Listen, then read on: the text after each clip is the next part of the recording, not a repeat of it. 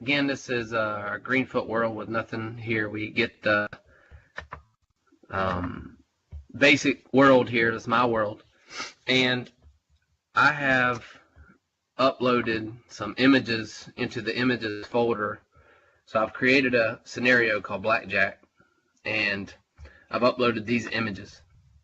And they're very specific in the way that they are named, especially most of them. Like some of the things I'll use here, like the table.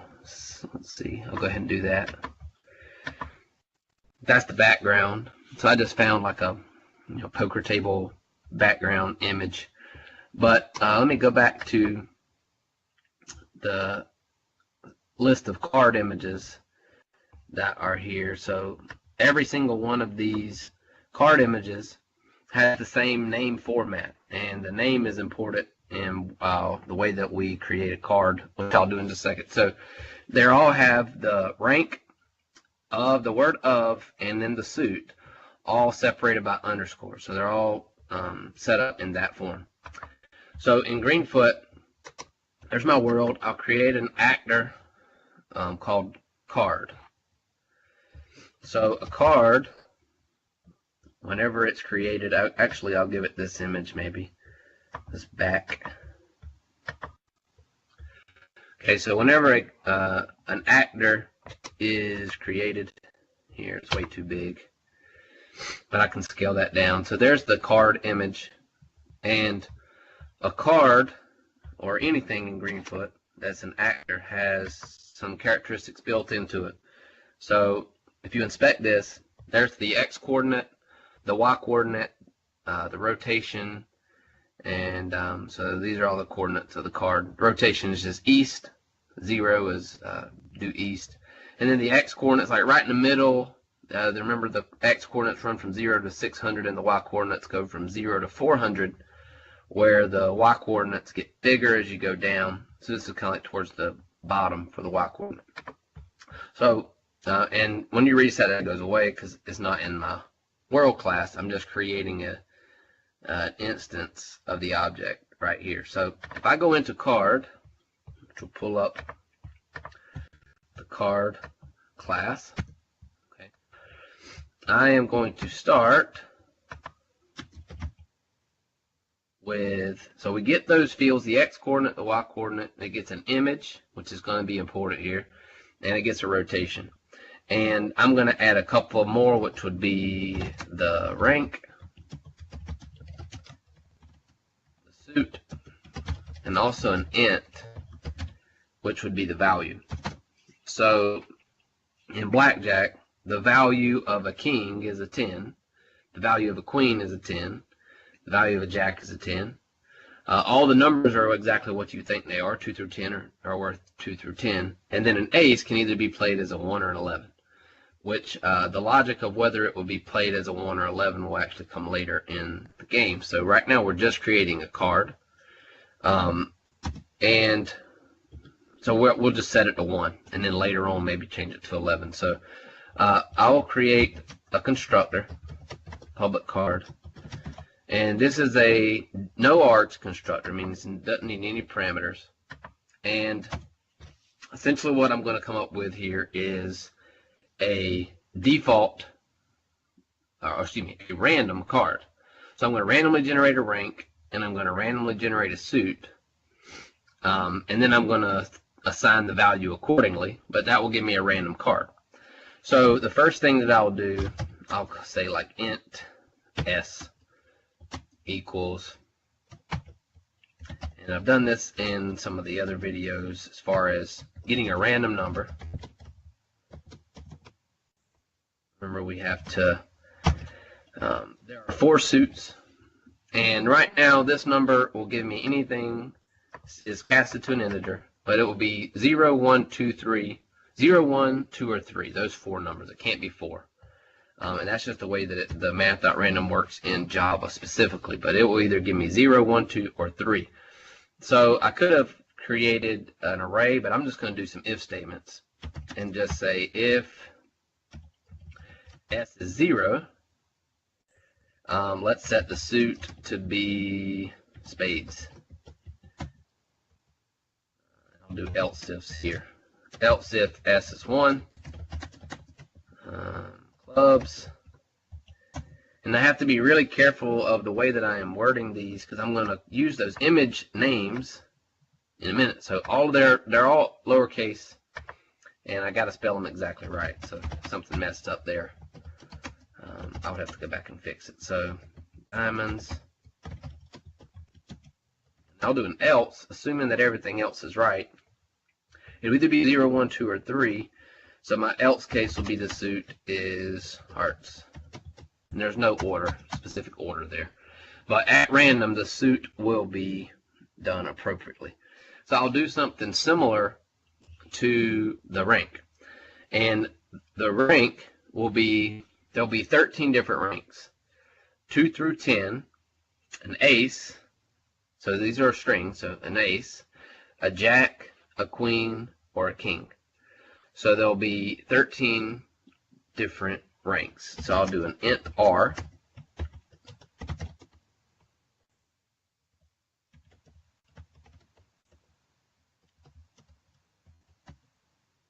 So I have, this would be 0 through 12. So actually I do want to add 1 here, which will give me any rank from 1 to 13. Now the reason that I do that is because if R is 5, then I can set the rank to be 5 and the value to be 5.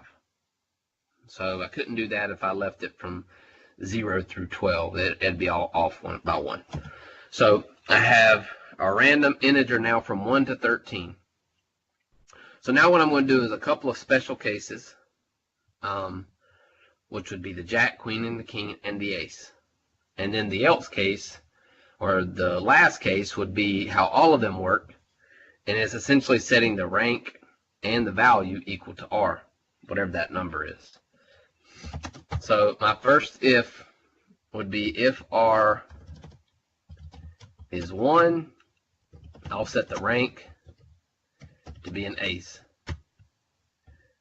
And actually, remember, if there's 2 things that you want to do inside an if statement, you need braces, because otherwise it would just pertain to the first statement. So I'm going to do 2 things. I'm going to set the rank to ace, and I'm going to set the value to be 1. Again, I'm choosing 1, not 11 here.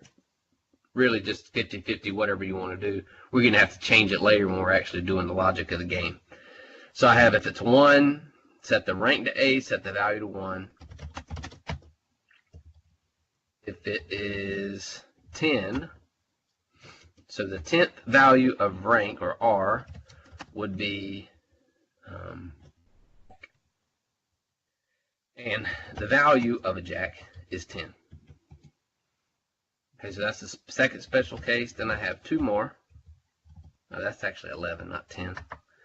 This 10 would just be 10, the number 10. So I have 11 is jack.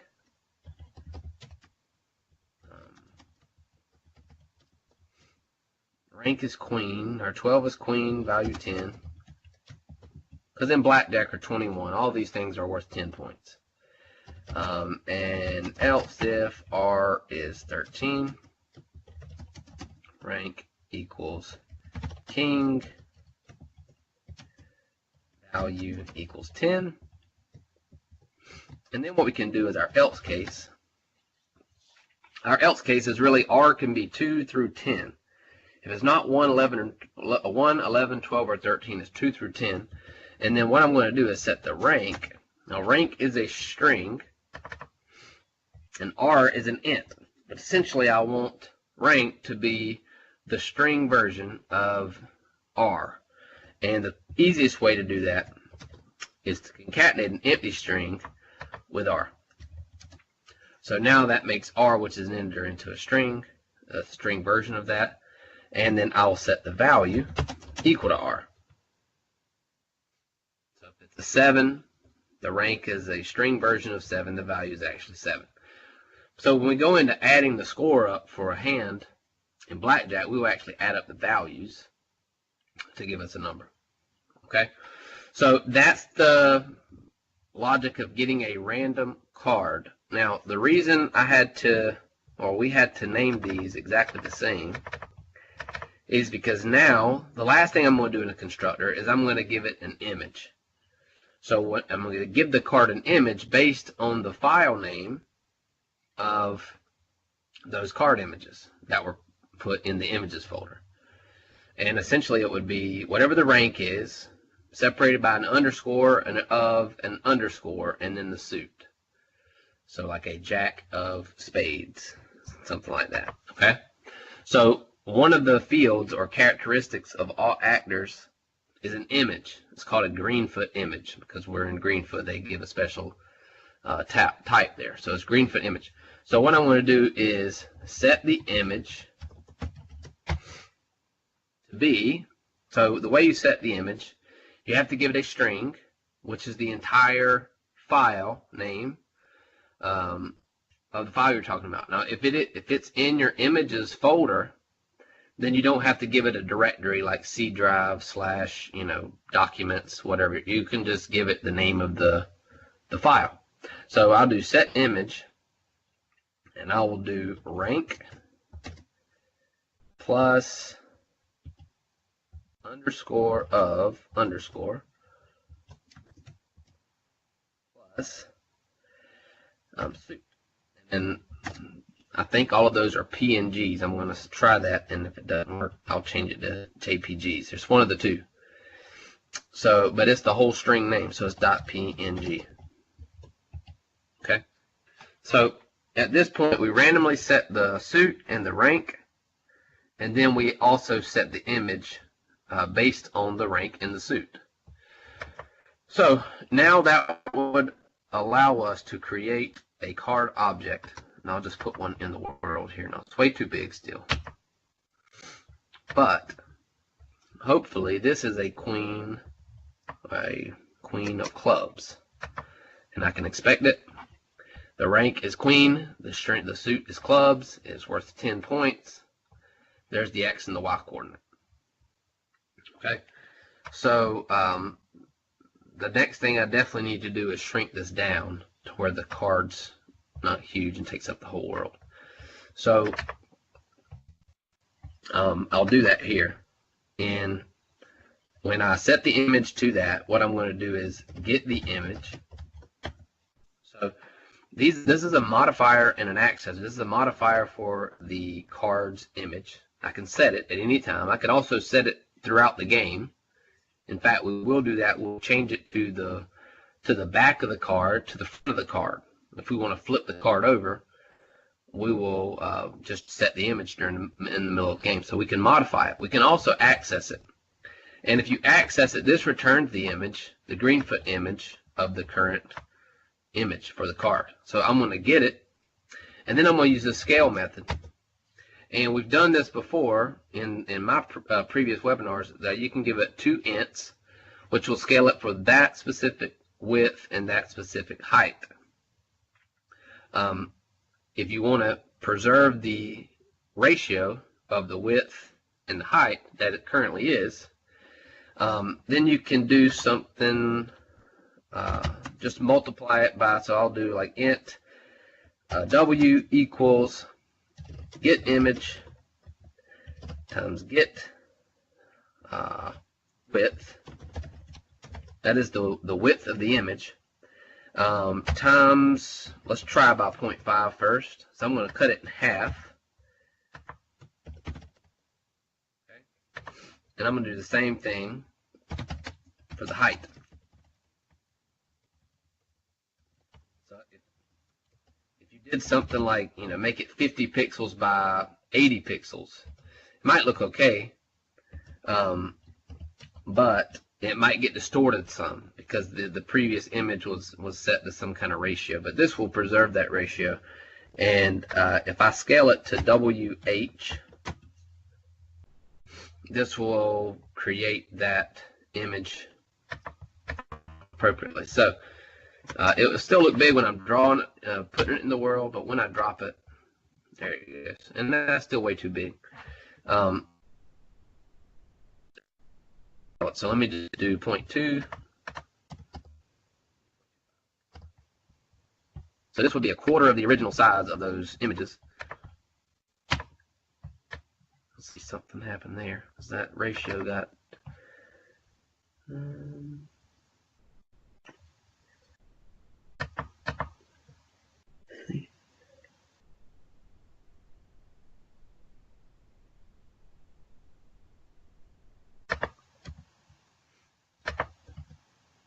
width, get height.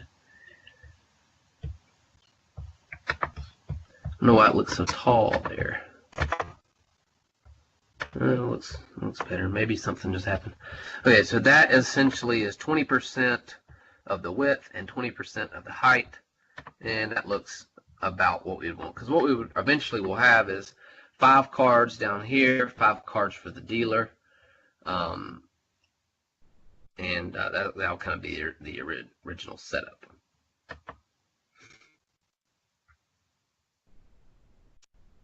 Let's see. Any questions so far?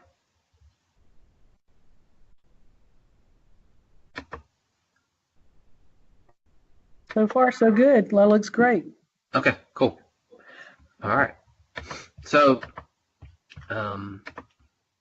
what I'll do now is, so we have the image in the corresponding size that we need. And now we'll, again, go to our world file and maybe set up maybe 1 card to get started. So just to show the importance of this world file, if you have multiple types of objects or classes, say cards, and in this one it's basically just cards, but any other kind of actors that are going to interact, they'll interact in this world file, in this world class. So just to show one, I'll create card C.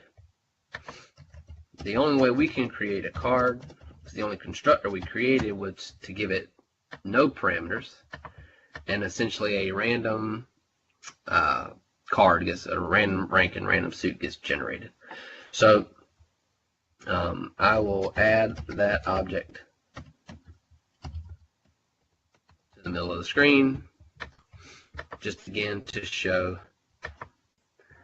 every time I reset. This is just like a new version of the game right now with 1 card. Okay, and hopefully they all work. I haven't gotten any errors, so I think they do. There's our 3 diamonds. Okay, so the last thing that I'll do here to get us going is create a deck of cards. So essentially it will be let's see, and I'll reset that, but a deck will hold, you could do an array, or you could do something which I'll do, which will be an array list, which is basically a dynamic version of an array, which means you can add things in and take things out kind of as it goes, just a list. So in deck, I will create essentially 1 constructor, which will create a deck that has 52 unique card objects. So I will import java.util.ArrayList because I want to use ArrayList. You could do the same thing with an array if you've worked with arrays more, but it might be a little bit more work just because with an array list there's built-in methods that kind of help make things easier. So it only has 1 field, and right now I'm just going to create 1 construct. That's all it's going to really do. But my 1 field will be private array list card objects called cards. Okay, so in deck, I'm going to first initialize cards to an array list of card objects. So what that does is just creates an empty list of cards. There's no cards in the deck right now, or in cards. The size is 0. There's nothing in there until we actually put things in there. But this is the way that you create it. So what I'm going to do, remember that the way that our card constructor works is it can only create a random card. So what I'm going to do is keep generating random cards check to see if it is currently in our cards array, and if it is not, then add it to the deck. And I'm going to repeat that process until I have 52 cards in cards. There's 52 unique cards in an array, so 13 suits, or 13 ranks with 4 suits each. One thing that I'll have to do here in card, let me go back to that, is to create an equals method. So an equals method, probably more than I want to get into right now, but for right now, just know that there's this method that comes kind of standard in Java that allows you to create or to compare to see if elements are equal to each other. And what I'm going to do here, again, this is not the focus of what's going on here, but I'm just going to supply a way to tell if 2 cards are equal. So essentially, I'm just going to say return true if rank dot equals c dot rank and suit dot equals c dot suit. So not to get bogged down in that, but to do this array list method that I'm going to use, I need an equals method, which would tell Java essentially, what does it mean for 2 cards to be equal? Well, all I'm saying right now is if 2 cards have the same rank and the same suit, they're equal. Okay, so now back in deck, I'm going to just say, so I have an empty array, and I'm going to say while cards dot size, which changes, by the way, whenever you put a card into the array list, cards dot size increases. So right now it's 0 before we ever do anything. So while cards dot size is less than 52, not less than or equal to 52, because whenever it is 52, I don't want to do it anymore. I want to be done whenever the size of the list is 52. So what I'm going to do, as long as cards.size is less than 52, is first generate a temporary card with our constructor that we created, this new card. This calls that random constructor, NOAR's constructor that randomly assigns rank and suit and image and all that kind of stuff appropriately. So I'm going to say if cards dot contains, that would be an easy one to do, contains temp does not equal true. There would be another way to negate that, but that works. So as long as this is false, or I guess I could just say equals false. That would probably be more intuitive for most people. So if card.contains temp is false, means it's not in cards already, then I'm going to add it to cards. So I'm going to do cards.add temp, and essentially that's it. So as long as there are not 52 cards in, or there are less than 52 cards, it starts off as 0. In cards, we create a new one, check to see if it's currently in our array list called cards, and if it's not, we add it to it. Now if you think about what's happening, whenever there are 51 cards in the list, and you're trying to get that 52nd card, there's only one card that could possibly get randomly generated to go in there. So it would have to iterate a good bit of times. There's randomness involved, and you can even see it whenever you create a world. It will take it a second, and that's because there's so much computation that's happening there. But it's short to code, especially when you're just learning out. Like, it doesn't get much easier than that to create a guaranteed 52 unique cards. So we don't know for sure that it works until we actually try to create a deck object in the constructor. And this is the last thing that I'll do here. I'll create a deck object, and then I'll just initialize the first 2 cards of the deck into the world. Okay, so in world, instead of creating this card, I'm going to create a deck. And there's only one way to create a deck. That's to give it no parameters. And what it does, again, a lot of computation, is 52 unique cards in deck. So it compiles. That doesn't mean that we don't get some kind of runtime error, but it does compile. And then all I'm going to do is take add object.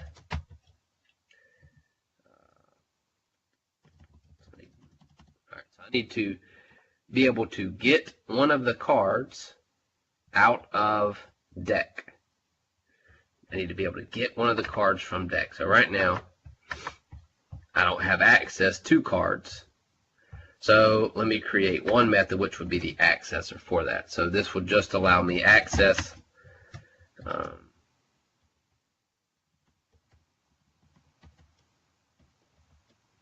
just an accessor. Get cards, return cards. Okay. We talked about accessors and modifiers for your fields, how that would satisfy encapsulation. So in this case, I'm just going to, so I'll just kind of do it step by step. This would be card A equals deck dot get cards. That gets the array list of cards.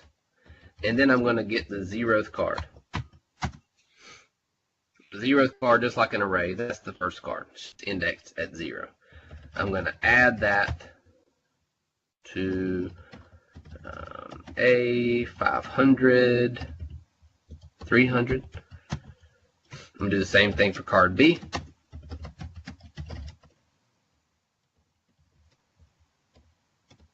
And there's some things I'm going to have to add. Like I actually want to remove these cards from the deck. And I'm going to give them to a player and a dealer. And I'll remove them so that there'll be a couple of different lists of cards. But this is where I want to stop right now. So this is 350, 300. I'll just see how that works. So the big thing is, and you can see this taking a minute, and that's the constructor of deck. Because whenever you reset this, a lot of times it would just be immediate, but it's not immediate. And it's probably quicker than we would think originally to get 52 unique cards there. But it does do it. So there's our first two cards.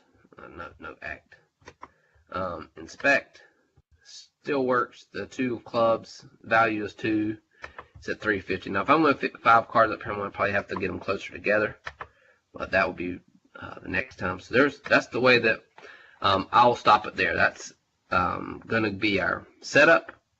Again, we will add 2 more cards over here. This would be the player's hand.